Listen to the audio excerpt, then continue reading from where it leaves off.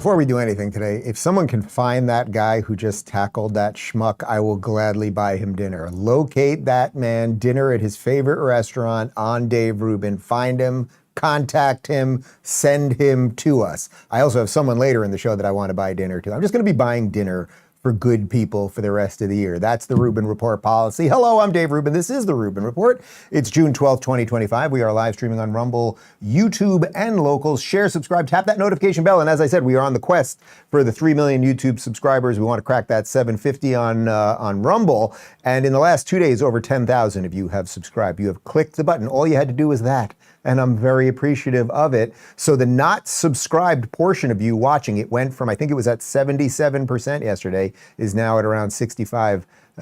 So that is very exciting. We are doing the Lord's work. That's what people say. Also want to give a shout out to my neighbor Jeff's wife. I was walking Clyde this morning, and then suddenly a car drove by me and I heard my own voice and Jeff's wife. I can't remember your name. God bless you. You've been here to parties. I'm blanking on your name. You're a lovely woman and you have great tastes in podcasts. She was listening to the Rubin Report while she was driving down the street. Much appreciated. The theme today is that Democrats are lunatics, terrorists, morons, psychopaths, jihadists, and other assorted adjectives. You can pick your own. And basically, then there's the rest of us. And we just have to decide if we're going to defend this country or not. And I think we are going to. We're going to reference my interview, which we put up last night with Florida Governor Ron DeSantis. And if you want to see just the stark difference, what's the line I always tell you about DeSantis that he says that I love, which is decline is a choice.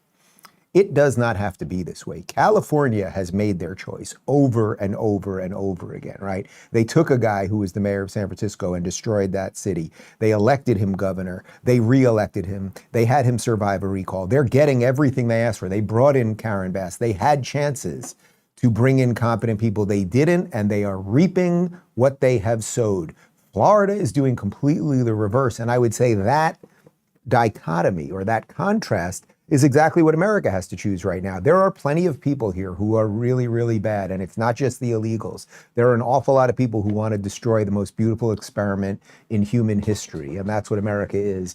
And there are way more of us, but we've got to start organizing. We've got to start being serious. I think all of us have to level up, which is why yesterday at the end of the show, I even said Trump right now has to level up as good as he has been. This can't be just, okay, we're going to go in for a couple days and then retreat, or we're going to just tweet about things and everything else. This needs to be a sustained effort to end this now, or we are going to have a summer of love, a repeat of the summer of love that is going to make that love look pale in comparison to what will be on the horizon. So let's just dive right in, because Trump has done a bang-up job so far, and it's partly because he did the thing that I was originally worried about a couple years ago, which is surround himself. Could he surround himself with good people? Well, Karoline Leavitt, White House spokesperson, has been spectacular, and here she is. She's just getting dumb-ass question after dumb-ass question from quote-unquote journalists sitting there in the White House press office.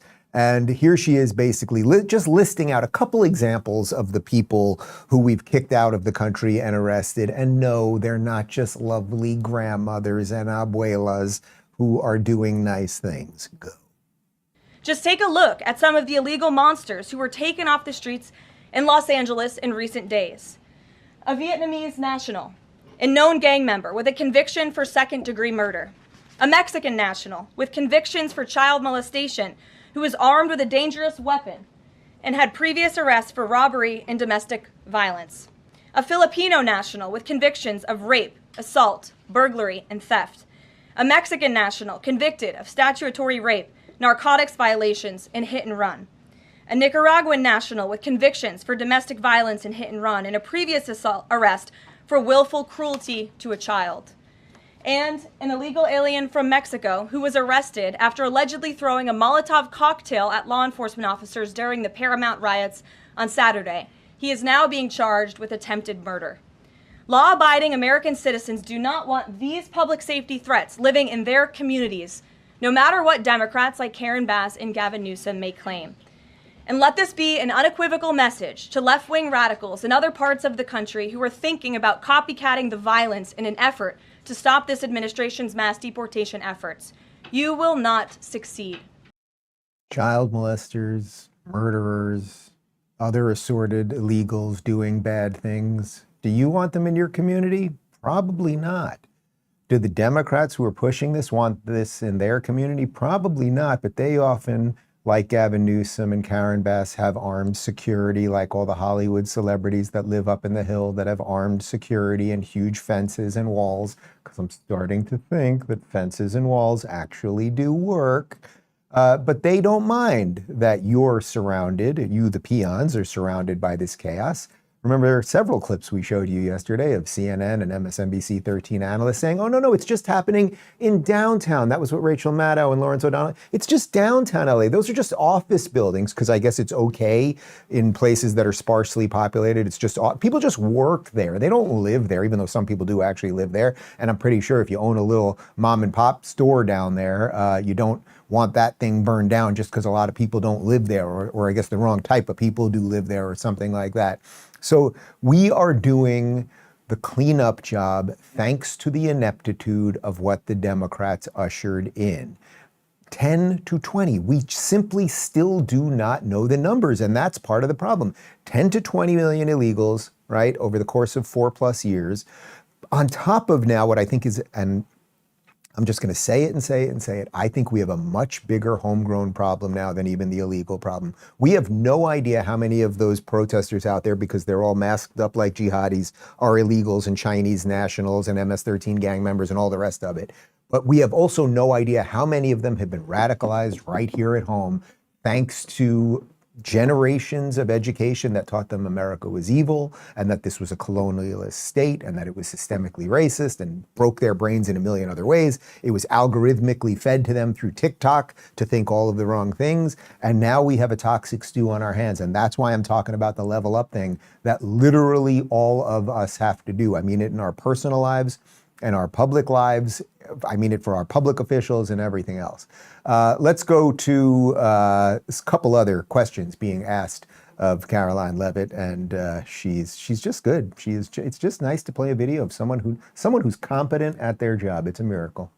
Can you clarify what kind of protest President Trump does support or find acceptable? The president absolutely supports peaceful protests. He supports the First Amendment. He supports the right of Americans to make their voices heard. He does not support violence of any kind. He does not support assaulting law enforcement officers who are simply trying to do their job. It's very clear for the president what he supports and what he does not. Unfortunately for Democrats, that line has not been made clear, and they've allowed this unrest and this violence to continue, and the president has had to step in. Question. So if there were peaceful protests on Saturday for the military parade, President Trump would allow that? Of course the president supports peaceful protests. What a stupid question. Raquel. He realizes they can't actually arrest people unless he invokes the Insurrection Act, which, I mean, seemingly was not something that was in Secretary Noem's memo, a clear distinction she did not make there. Again, you're trying to conflate a letter that was sent to the Department of Homeland Security to the president's legal authority. The president understands the legal authority that he invoked, and that's the current situation right now. When it comes to federalizing the National Guard, what is the specific criteria that the president is using for when he's deciding to do that, and in which states? The president was asked and answered this yesterday. He wants to see an end to the chaos and the violence. He doesn't want to see law enforcement officers being attacked. He wants to see peace.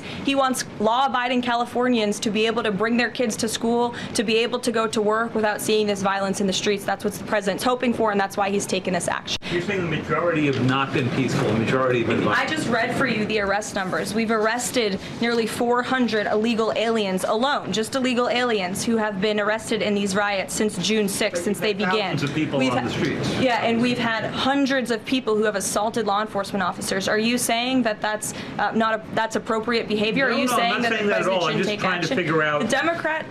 The Democrat governor and the Democrat mayor of Los Angeles have failed their citizens. She really is great. You know, Connor, you know what? I'm going to pull an audible right now. You told me you've got the image. I want to put up an image right now. We've been saying we were going to do this for a while. These are the top 10 Trump peeps. Now, Connor put this together. We did not discuss it beforehand. So these were Connor's choices at the moment. He's got Tom Homan at number 1, Karoline Leavitt number 2, Elon number 3, et cetera, et cetera. We will rejigger the order of this thing as these people continue to do good things. And if they have a misstep, we'll move it. But number 1, Connor is a big Tom Homan fan. What can I tell you? Look, these people are not journalists that are sitting there. These are the very same people who sat in the White House press office for 4 years and didn't ask the right questions about who the hell the president was, didn't ask the right questions about why the border was open, lied to you about bipartisan bills, lied to you about COVID, all of the stuff. Suddenly they're very concerned that the president actually cares about the law and the Constitution, right? They didn't care about it before. And again, they never care about the people who are being murdered. They don't never care about the mayhem or any of the rest of it. It is just so, it's so obvious. It's so obvious. Phoenix said to me right before the show today, he's like, Dave, they're basically writing our show. We don't have to try that much. These people are so deep in the muck and the mire. They're so lost in their lies and bullshit that all they have to do is just continue being themselves, and we'll keep exposing them. And it will be the continued ascendancy of the alt media and the continued descendancy of the mainstream internet. But unfortunately, it still does have a certain energy around it. So, okay, so you've got the bad journalists, you've got the competent people that are in the government right now that are doing the right thing. And also just remember one thing as it pertains to the violence. The implication is that if somehow Donald Trump didn't send in the National Guard or the troops, that all of these people that you're seeing who are masked, who are throwing rocks over everything, that they wouldn't have been violent, right? They suddenly decided to destroy Zara and Gold Gym and everything else because they saw police there. Otherwise, they weren't going to loot the stores and steal the TVs and burn things down. It's complete and utter nonsense. If a cop's, oh my God, there's a cop over there. I guess this is the great time for me to burst into that store and steal the VCR. It's just brain damaged drivel, which is a perfect segue for late night, quote unquote, comedian Jimmy Kimmel, who's probably worth around $50 million and lives in the Los Angeles area, although his area is not quite affected by these things, so he doesn't want you to see what you can see. Los Angelinos have been gathering to demonstrate, and with very few exceptions, peacefully demonstrate to voice their opposition to this disgusting and unnecessary abuse of power instigated by our mentally ill president, who is dead set on exacerbating this. He actually wants conflict, who is intentionally inflaming and lying to make it seem like there's a war going on here. He wants there to be a war going on here, and he doesn't care who gets hurt in it. There's no riot outside. We have more so-called unrest here when one of our teams wins a championship. But that's not what you're seeing on TV. Someone sets a fire in a garbage can, 12 camera crews go running toward it. Trump wants it to seem like anarchy, so he goes around, our governor, and he calls in 4,000 troops from the National Guard and 700 active duty Marines. When we had the wildfires that devastated big chunks of our city, he did absolutely nothing. Now that we're in the middle of a non-emergency, send in the National Guard. You guys know my feelings. It's not good to have hatred in your heart, but I don't know what else I can feel for this guy at this point. Interestingly, Jimmy Kimmel, no, it's not that they're lighting a fire in a garbage can and then 12 reporters. It's that they're throwing rocks over overpasses. It's that they're looting and all the other stuff, and we've shown you all the images. You guys get that. But I guess it isn't happening in your area. You did just buy a $9 million plot of land in Hermosa Beach, and you're building a house that I'm sure you're putting about $10 million into, so it's probably about a $30 to $40 million house by the time we're all done. And I suspect if it gets to Hermosa Beach and they start burning down the very expensive hill that you live on, you'll suddenly be like, I guess Donald Trump's not. Where's Donald Trump? I need help. Because guess what, motherfucker? Gavin Newsom ain't going to help you. Here's CNN's Ashley Allison. Also, I've never heard of this woman before, but they just have it's such a rotating cast of losers. It's not just Scott and the retards. That's one version of it. He's not in this.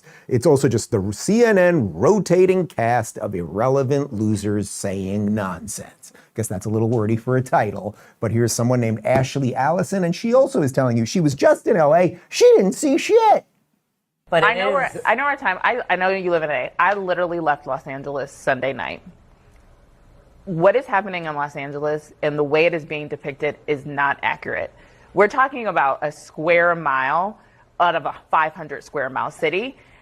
Most people are not experiencing it the way we are showing it on television, and I think we have to be very careful because there are not riots in the street. There are some bad actors, and they need to be held accountable, but we have to be careful with the language you use, because if we say riots, we cause unnecessary fear, and the real fear is when military people start flooding our streets unnecessarily.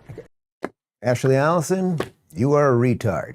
We've already announced that it's a little early to do it because today's Thursday and we announce our douchebag of the week on Fridays. It's already Gavin Newsom, obviously, but if we do a runner-up or maybe there could be a secondary smaller award, it's you, lady. What are you talking about? And even if you are right, it's just a 1 mile area where they're doing this? Well, you know what?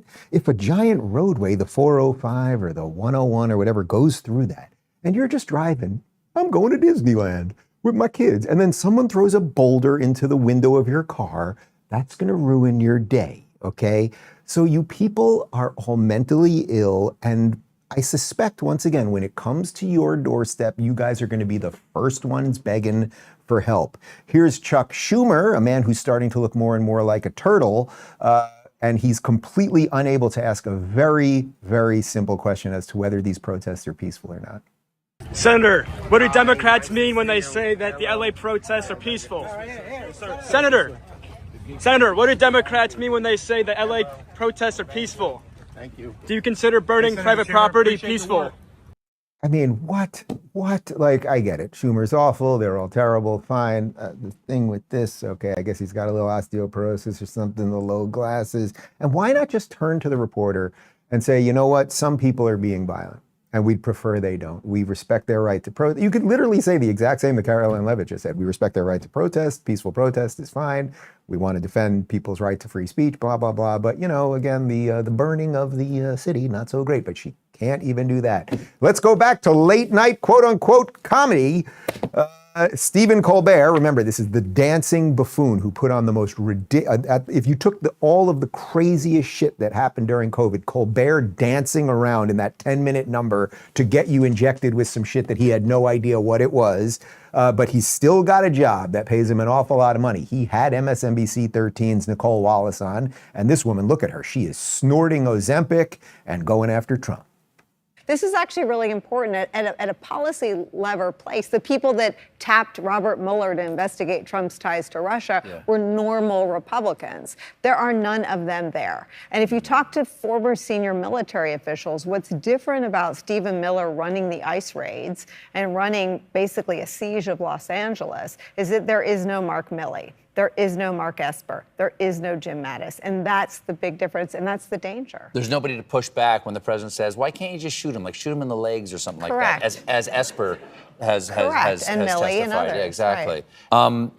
More than 700 Marines and 2,000 National Guard troops have been sent there to deal with it. We've seen Trump stretch his presidential powers over the last 5 months. Is this different? It feels different.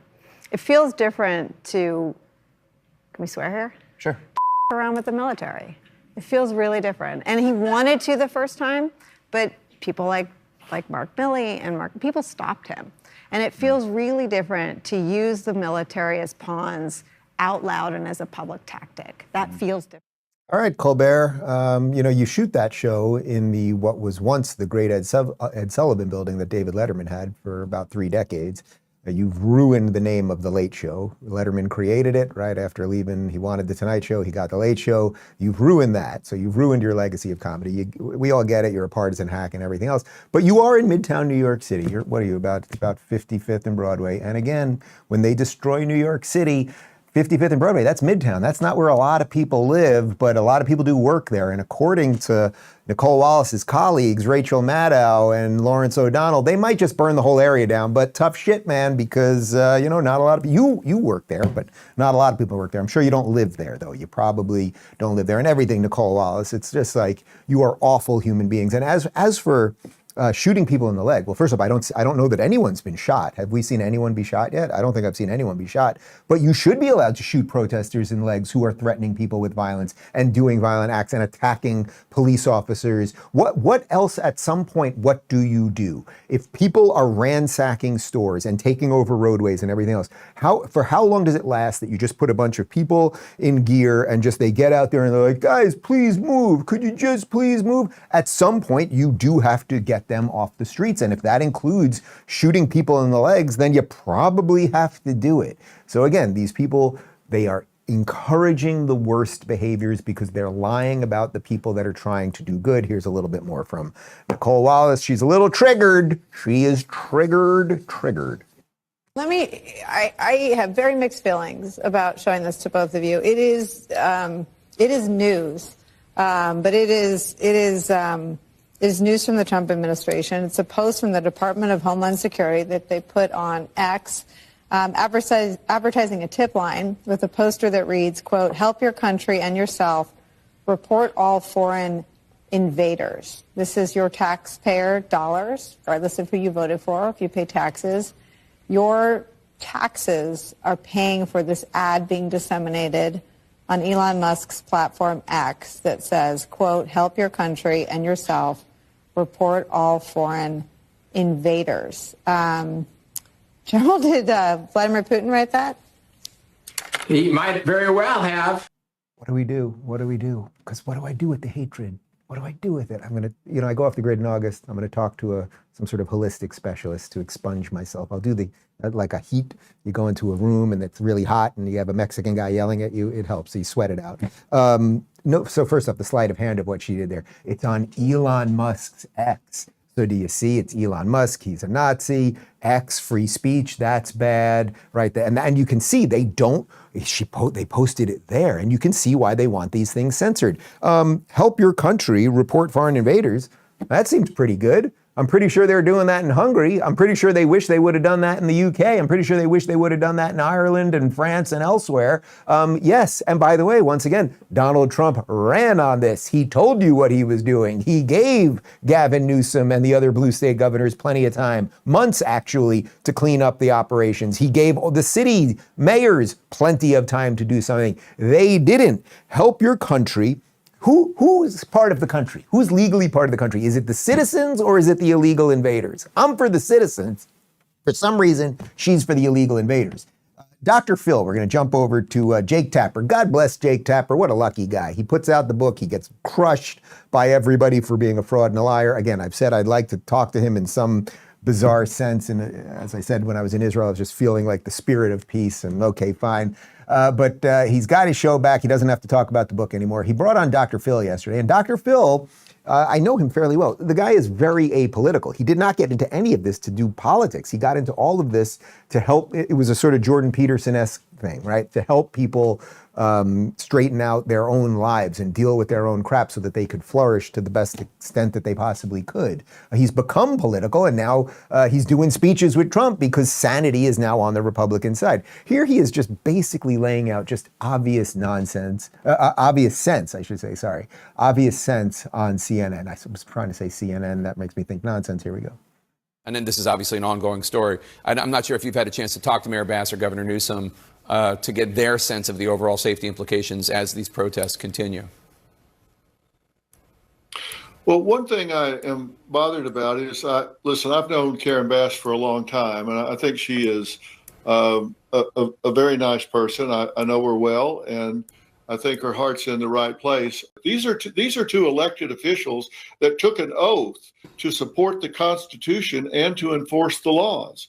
But yet they don't seem, initially at least, to be doing that. I think both of them seem to be coming around now, but they weren't doing that initially. And if they're not going to put their heart into this, how do you do it? Listen, Jake, nobody questions the humanity of most of the people that have come across the border. Most of the people, at least in my experience and what I've seen, are not criminals. They're not dangerous, vicious, violent criminals. They are moms and dads. The Hispanic population historically is very family-oriented. They're very church-oriented. They're very family-oriented. Nobody questions the humanity of most of the people that have come across the border. That doesn't make them immune from the law. The law is not optional. It's not a suggestion. You either enforce it or you don't. And that's the Trump line from literally 10 years ago now, 2015. You either have a country or you don't. It doesn't matter if these are nice people. It doesn't matter if a huge percentage of them are lovely church-going folk. That's fine. But you either have a way that they can get in legally or you just don't have a country at all. Then we just are Mexico. So do you want to be Mexico? And by the way, it's not just about Mexicans, obviously, because there are tons of Chinese nationals that are coming through and Venezuelans and El Salvadorians, et cetera, et cetera. So I also would say that Dr. Phil is doing something because he's a good man that we all need to stop doing. Because you hear people doing this all the time. Even Trump does it when it comes to, I like Newsom, or the way Dr. Phil said, she has a good heart. It's like, that may be true. Like, is she Satan himself like Gavin Newsom? Maybe Karen Bass isn't. Maybe she isn't. But A, the road to hell is paved with good intentions. And B, it's a moot point. It's a moot point if you've been to a dinner with someone and I've been around this too, guys. You see people that are pretty awful and then you meet them and you're like, oh, well, they aren't. I met their wife and the wife's kind of okay. So I guess and it's like, no, it does not matter if Karen Bass is a perfectly fine person in the privacy of her own home. Actually, in some sense, it makes it worse. Oh, she's a perfectly fine person in the privacy of her own home. She doesn't mind when other people's homes are getting burned down. Let's jump to Seattle, where here's Police Chief Barnes, and he's announcing that he will not cooperate with ICE. It is my job to support the rights of our community. Let me be clear. The Seattle Police Department does not engage in immigration enforcement activities. We do not inquire into or collect information about an individual's immigration or citizenship status unless it is directly connected to a state or local criminal investigation. Our officers are here to serve everyone regardless of their immigration status. Ladies and gentlemen, get out of Seattle if you live there. It is one of the cities that is going to collapse. Portland will collapse. New York City, especially if they elect, and I think it's going to happen, this Hamas guy in a week from now, or he'll win the primary and then we'll see what happens. Like, you must leave these cities. It is his job. It's not his job. Well, he says it's his job to support the rights of protesters. That's not exactly what your job is. You should support the rights of protesters to defend, to be able to speak freely. But we checked Grok. What is the job of a police chief? Police chiefs lead and manage law enforcement operations, set policies, ensure public safety, and oversee department resources and community relations. Do you think that guy's doing any of that as they are burning down Seattle? And Connor, as a former Seattleite, is that what they call you people? Would you like to click play on a video of them burning down Seattle? Okay.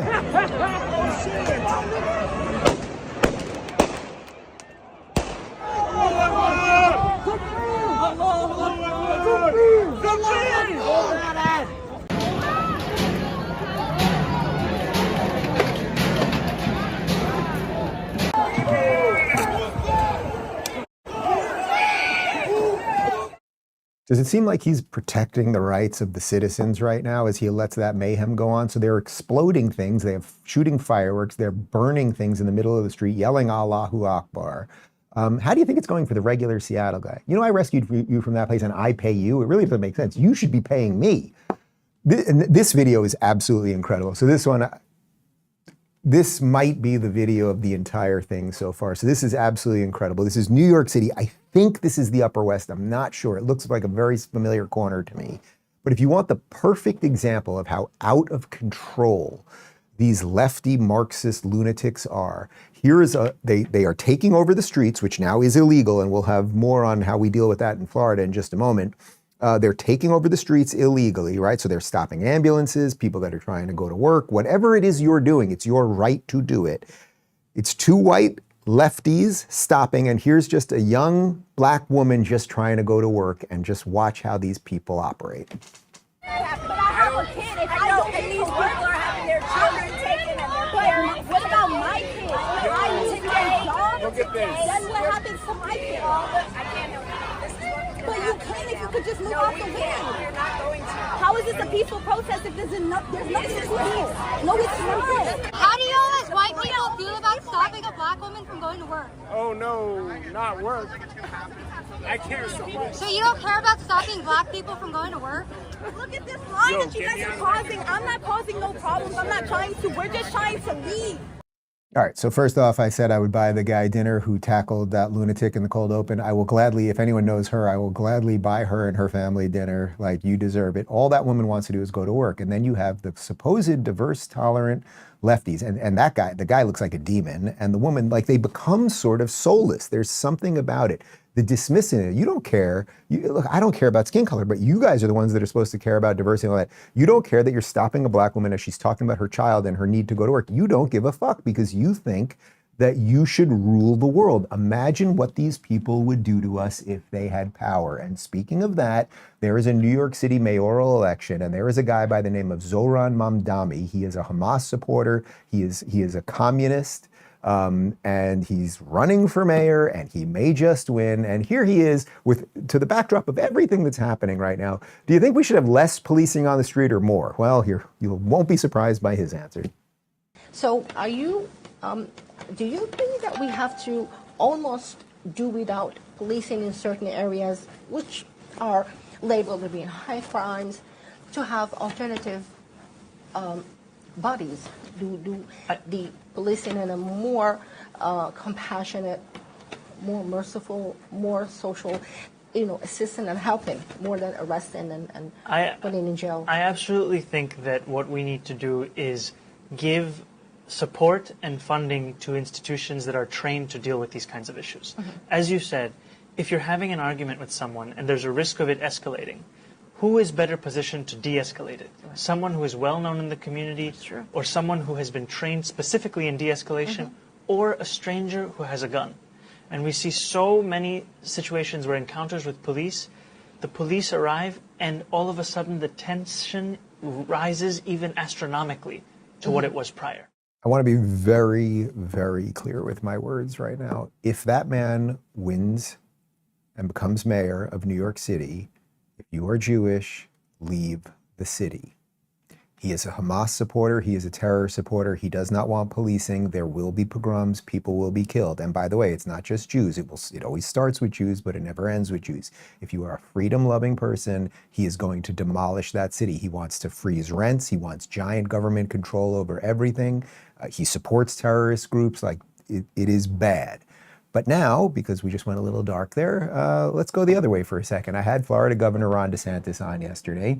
And if you haven't seen it yet, it's about a 20-minute interview. We dive into just all of the just obvious and stark differences between the free, flourishing state of Florida and the communist shithole that California has become, and the difference between his leadership style and the leadership style of Gavin Newsom. I want to show you one clip of it right now, because I mentioned on the show yesterday that we showed you a video in Chicago of a guy driving his car through a protest and all these people, they're jumping in front. And it's like, I don't know what the legal ramifications of that are. I certainly don't know what they are in Chicago. Like if you're just driving somewhere, imagine you have your kids in your car and you're just going home, and a mob of people who are wearing Hamas scarves and screaming and chanting and have Molotov cocktails.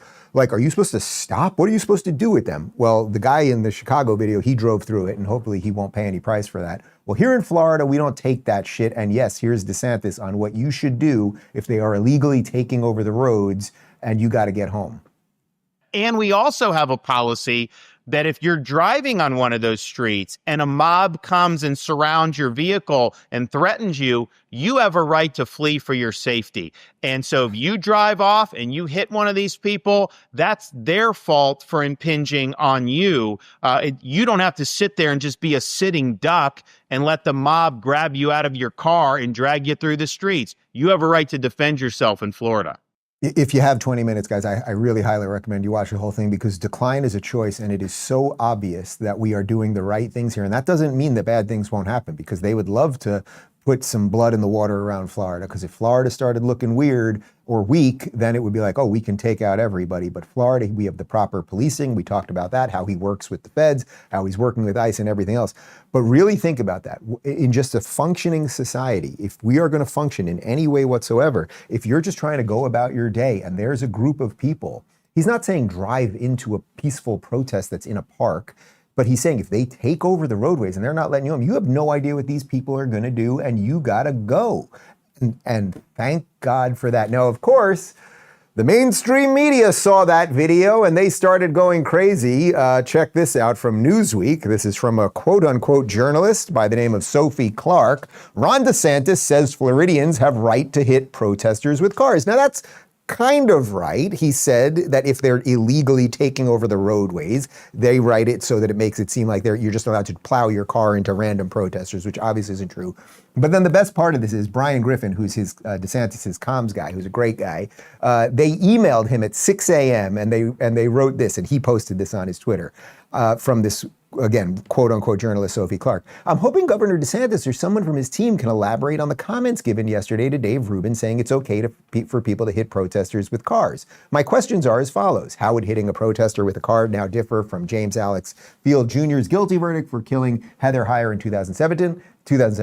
Are the protests happening on closed streets? What de-escalation techniques can people employ before taking this measure? What other advice do you have for people who find themselves stuck at the protest? They sent that email at about 6 a.m. they ran the story at about 7 a.m., which is that's like a classic version of what they do. They don't even wait for you to respond. I don't know if the DeSantis people were going to respond, but it's just patently absurd. He didn't mean you just drive your car into peaceful protesters, again, in the park or somewhere where they're allowed to protest. It was on the road. That's exactly what my question was about. That's number one. Number two, that they have the temerity, the gall to ask, what other de-escalation things should you do? Sure, you've got two kids in the back in car seats and they're crying and they're really upset and they're hungry and they want to go home. And also, they've got some masked lunatic with a Molotov cocktail at the window. What could you, Sir, would you just please, could we de-escalate? And we shouldn't have a police officer, to go to the earlier clip, a police officer with a gun. We need to have a community. Well, would you just stop threatening the 1-year-old with the Molotov? Fucking fuckers. Tax Network USA. This month, Tax Network USA proudly celebrates American Pride Month, honoring freedom, resilience, and financial independence. To mark the occasion, they're offering 10% off all services for a limited time. If you're dealing with back taxes or missed the April 15th deadline, don't wait. The IRS is stepping up enforcement fast. But here's the good news. Tax Network USA can still help you turn things around. Whether you're self-employed, run a business, or your books are a complete mess, their team knows how to cut through the chaos and find solutions that work. Your consultation's absolutely free, and getting ahead of the problem now could help you avoid harsh penalties, wage garnishments, or surprise bank levies. Take the first step. Call 800-958-1000 or visit tnusa.com/Dave. Regain control of your finances with expert help from Tax Network USA. All right, we were veering out of control right there. I was like a car careening towards a group of Hamas supporters. But let's calm down right now because we're going to show you a video of Pete Hegseth. Unfortunately, they're going after him. But here's Pete Hegseth explaining why the National Guard are doing what they're doing and how absolutely incompetent the previous administration was when it came to dealing with this in our 2020 BLM Summer of Love, specifically Tim Walz in Minnesota. Congresswoman, thank you for the question. You are right. We are both originally from Minnesota, which is why I recall 2020 quite well, when Governor Walz abandoned a police precinct and allowed it to be burned to the ground, and also allowed 5 days of chaos to occur inside the streets of Minneapolis. The police precinct, ma'am, was abandoned and burned to the ground. And because of that, the National Guard was eventually far too late mobilized. And President Trump recognizes a situation like that, improperly handled by a governor, like it was by Governor Walz, if it gets out of control, is a bad situation for the citizens of any location. So in Los Angeles, we believe that ICE, which is a federal law enforcement agency, has the right to safely conduct operations in any state and any jurisdiction in the country, especially after 21 million illegals have crossed our border under the previous administration. ICE ought to be able to do its job, whether it's Minneapolis or Los Angeles. Again, competency, what did I say about him? The guy, he's got the track record, but also he just knows how to speak, and he was a TV personality, and it's clean and clear and everything else. Interestingly, he said 21 million illegals. Now, I haven't heard that officially anywhere else. I always say for a while I was saying 10 to 14, then everybody started saying it was somewhere 10 to 20, but 21 million? Okay, again, do those numbers, 10% of them, that's 2.1 million people. That could be pretty bad. And then out of those people, you're like, we can extrapolate that. We've done the math before. I've got an abacus back there, and it does not look good. There is this woman who is the perfect avatar for everything that the progressives are. She's this purple-haired, harpy lunatic who looks like a character out of the Dark Crystal. Her name is Rosa DeLauro. And here she is just ranting and raving. She doesn't like Pete Hegseth very much. He's a competent person trying to make sure that the country is safe. She's a hysterical, what do they call him? Skeksis? Skeksis, I think, in Dark Crystal. She's a Skeksis. Challenges our department under the previous administration squandered a lot of that. Please, I want your plan. I've had difficulties with the prior administration, and I don't mind calling them out. What is your plan for the future? And what your plan is, then we may reconsider what you need to do to go forward. Give us the details. Congresswoman, we have the details and we will provide them. Then let's have them. I'm not going to overanalyze this, but lady, imagine if you worked with someone like that. Everyone that works in an office, there's always like this one crazy person. They probably work in HR and they've got the crazy hair and all the jewelry. It's like nobody behaves like that. Adults don't behave like that, but these are not adults. They're Democrats in Congress and they're generally psychotic lunatics. Here's another one of them, Linda Sanchez. Here she is going after Bessent. because she's a woman and you got to shut up when a woman's talking because she got boobs and a vagina and all the woman stuff. In fact, we've already seen that prices are rising on many everyday goods. Congresswoman, please today, don't interrupt me. We had the time is mine. The time is mine. Please don't interrupt me. I will ask you questions and I will grant you an opportunity to answer them, but please don't interrupt me during my time. With pleasure. Okay, I know I'm a woman, but please try to limit yourself to answering my questions. No, I'm sorry, but we get talked over all the time, and I don't want that to happen at this. Shut up, bitch. I let you talk. See, I waited. I wanted to say it when we were rolling the clip, but enough of these people. Like, do you get it at this point? Like, I love the fact that everyone grown there. Like Scott Bessent, the guy's he's not only been so hyper competent and decent, and he's doing all the publicity and he's laying out things calmly, but he's just like, you see the guy, I think we're interviewing soon. He's just like this mild-mannered person. Yes, it was because you're a lady. It's pathetic. No one's buying any of that stuff. Anyway, I want to connect this to some of the other good things that are happening right now, because there was the big Trump-Elon blowout, and I referenced this yesterday, but it is scaling back because we need all the good guys on board right now. We are fighting a big monster that is amorphous and seemingly has a lot of energy, at least in certain parts of the country. Elon Musk tweeted this: "I regret some of my posts about President Donald Trump last week. They went too far," and subsequently he did delete some of those tweets. And here's Donald Trump. Donald Trump, not a guy known for, taking the foot off the pedal when things are escalating. Well, he's de-escalating as well. But, it is what it is that happens. Things like that happen. I don't blame him for anything. That I was a little disappointed. Could you reconcile? Say it? Could you reconcile with him, do you think? Could you forgive him? I guess I could, but, we have to straighten out the country. That's good Trump right there. Hopefully they will reconcile. Hopefully they'll be working together again. And again, we just need more and more good people together right now, because in case it hasn't been illustrated on today's program, we are fighting a bunch of crazy lunatics. We got a couple questions for you from RubinReport.locals.com in just a moment, but first, Bear Bar.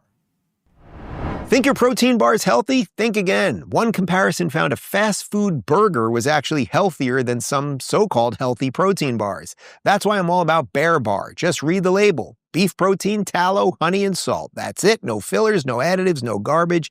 Just clean ingredients that fuel your body and actually taste incredible. Each Bear Bar delivers 20 grams of clean, grass-fed beef protein. And no, it doesn't taste like beef. The texture is light and fluffy, not dense and heavy like most bars. It's naturally sweet and easy on your stomach. Bear Bar got it right. A high-quality protein bar without the junk. Try it for yourself. I've got you a 15% off coupon and free shipping. Just use code Rubin at getbearbars.com. That's getbarebars.com. All right, we got some RubinReport.locals.com community Q&A questions. I have to do this real quick because I'm shooting Actual Friends podcast right after this, and then I'm on Fox this afternoon and a bunch of other stuff. So here we go. Glenn says, "My feeling is that the people who are paying these idiots to riot are secretly hoping for another Kent State situation so they can blame it on President Trump. What are your thoughts?" We pulled up some information about Kent State just so I could get it all completely clearly. So, of course, everyone remembers a lot of these images. And yes, you can see exactly sort of what is going on here. They want the escalation, right? The way the media is framing this, again, is that everything was just fine. All of these masked people who were looting the stores and everything else, they weren't. They were just going to peacefully protest. They weren't going to take over the streets. They're just nice, kind, decent people. And it's only because of those mean troops and National Guardsmen showed up and everything else that they all went completely apoplectic. So yes, they want more. And that's why I'm saying Trump has to do this very carefully, because they want more escalation. They use the good actions of the government to restore law and order as an inflamant, I guess you could say, right? As fuel on the flame to do more bad things. Then Trump has to bring in more people. So it's like, that's why you got to kind of put out the fire immediately. But yes, they do want an escalation. Olaf says, "Jam or jelly on a peanut butter sandwich? And what flavor?" My personal favorite is apricot pineapple jam, homemade, of course. That sounds actually completely delicious. I'm doing the carnivore thing so tight right now. I'm at my lowest weight in probably 4 years, something like that. So I'm feeling good. However, there is a decent amount of peanut butter eaten around here. The kids love peanut butter. We go to the store and we put the peanuts in and we press the button and do it so you get it as fresh and natural as possible. If I do have the occasional peanut butter and jelly sandwich, traditional, old school, just grape jelly. Like, just give me some Concord grape jelly. I know it's not good for you. I know it's loaded with sugar, but you gotta live.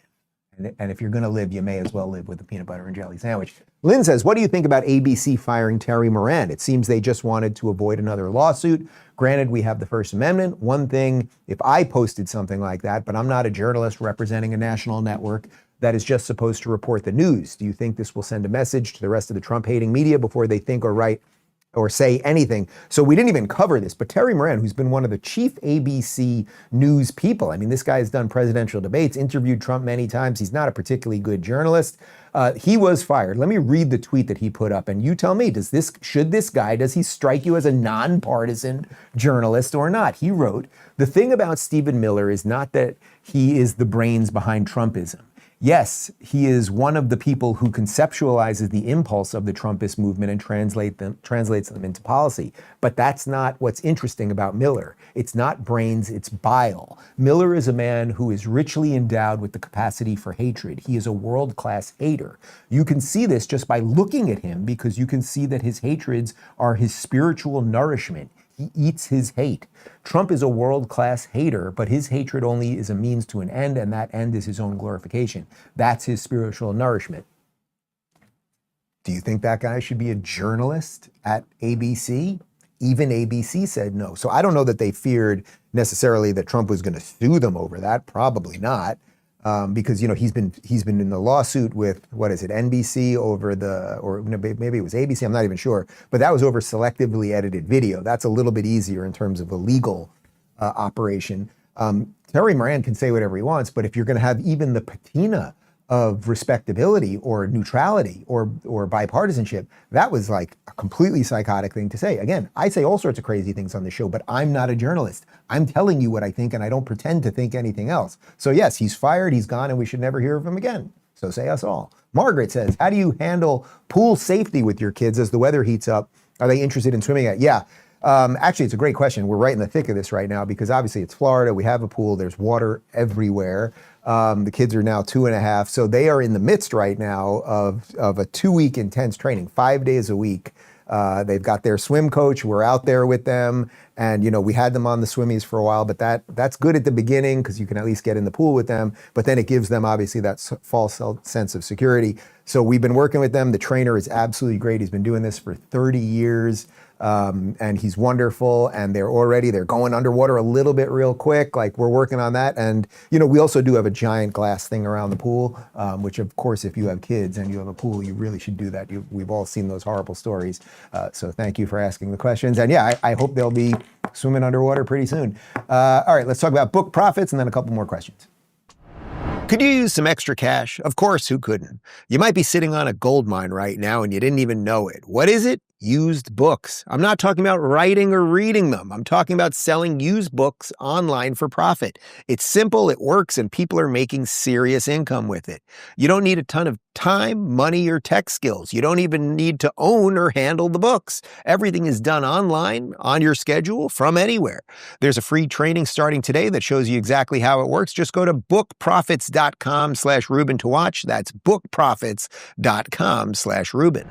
All right, couple more questions. Let me see if I can get this out in time. Hey, Dave, this is Darcelite. I think that Trump would not have won if Musk did not buy Twitter and allow for much freer space for public discussion. I think it opened the eyes of a lot of podcasters and influencers. What do you think? I know Trump credits TikTok. Oh, absolutely. I mean, I don't know that anyone's talked about that more than me, right? Like the X purchasing of Twitter, releasing the Twitter files, showing what was under the hood, and I literally went there myself. You guys know I sat there with engineers and then later with Elon, and the entire thing was built to censor and shadow ban. The previous administration, Jen Psaki, admitted they pressure social media companies and they flag posts. That was her words, that we flag posts for social media companies to deal with. Jim Jordan released a document showing that I was one of the people that the government worked with previous Twitter administration to silence and delete my tweets and then temporarily suspend me. So had he not, I mean, think about what's going on right now. Right now, if you were only watching CNN and MSNBC and mainstream media, what would you think is happening in LA? You would think that basically nothing's happening in LA. It's just fine. You watch Colbert. right? Like that's what you would think. But thank God we have this thing. To whatever extent the internet is still free, and we don't know. You know, we only got the Twitter files. We have no idea what's going on the YouTube side of things and how they manipulate the algorithm, or what the high hell's going on with TikTok and how they are radicalizing a generation or maybe 2 generations of kids or anything else. But at least we have a couple, and I would put Rumble really at the top of that too. We have a couple places that are respectful of free speech and allowing our ability to translate reality without distorting it, without that funhouse mirror that mainstream media has become. Heidi7 says, hey Dave, when did sanctuary cities start? I'm wondering if they didn't start during Obama. I believe he is the architect of all of this unrest. What say you? So we did a little research on this question because I thought it was a great question. I didn't know actually when they start exactly, but yes, I do think that Obama has been an architect in some sense. But listen to this, according to Grok. The first formal sanctuary city policy emerged in San Francisco, surprise, surprise, and the city passed a resolution declaring itself a city of refuge. This was followed by the 1989 Sanctuary Ordinance, which prohibited city employees from using municipal funds or resources to assist federal immigration enforcement unless required by law. Other cities like Los Angeles adopted similar policies around the same time, with Los Angeles issuing Special Order 40 in 1979, which limited police cooperation with federal immigration authorities, though it wasn't explicitly called a sanctuary policy until later. By the 1990s and 2000s, the term sanctuary city became more widely used, with cities like New York City, 1989 Executive Order, Chicago 85, and Seattle adopting policies to limit cooperation with federal immigration enforcement. These policies varied, but generally aimed to protect undocumented immigrants by restricting local law enforcement from inquiring about immigration status or sharing information with federal authorities like ICE. So I did not know it has been going on as long as 1985 in a place like San Francisco. I'm not particularly surprised, but that really shows you how long we have been up against this thing. How many people in almost 40 years, basically, 40 years, huh? How many people in 40 years have come to these places, been protected, using public services, have done criminal things, but then not been deported because that's exactly what the laws were saying. If you're arrested for something else or you get in trouble, we will not work with the feds. We will not work with ICE to deport you. And we have had an unbelievably toxic stew brewing for decades, and here we are. As for your question of Obama, yeah, he then put it on steroids and the rest of it, but we have a lot of work to do. And again, I would recommend watch the 20-minute interview with DeSantis. It does not have to be this way. Decline is a choice.